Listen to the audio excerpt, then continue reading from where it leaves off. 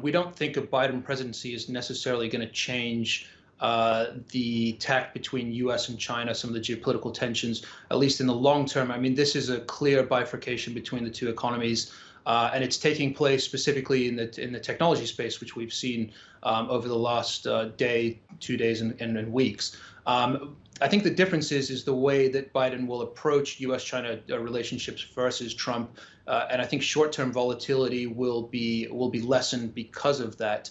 But certainly, these two economies will continue to diverge, and that is why our message has been very clear for some time now that investors do need to own both U.S. and China, and we are still seeing that foreign investors are still underweight Chinese equities and bonds, and that's something that we've been advocating to close in terms of that underweight gap. Thomas, why are you buying into China? Is it because it's the first in, first out, domestic consumption is strong? I mean, growth numbers look good. Is that the reason why, the big reason for your optimism? Well, that was certainly the case last year. As you mentioned earlier in the show, Chinese equity performance has been very strong, both in 2019, 2020.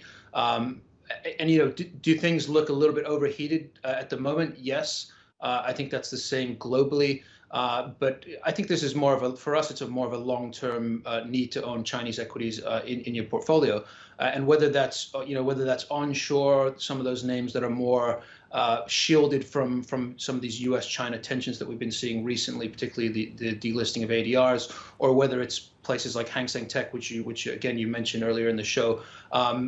We still think that there is a need to own those in the portfolio. But short term, things do look a little bit overheated, not just in China, but globally.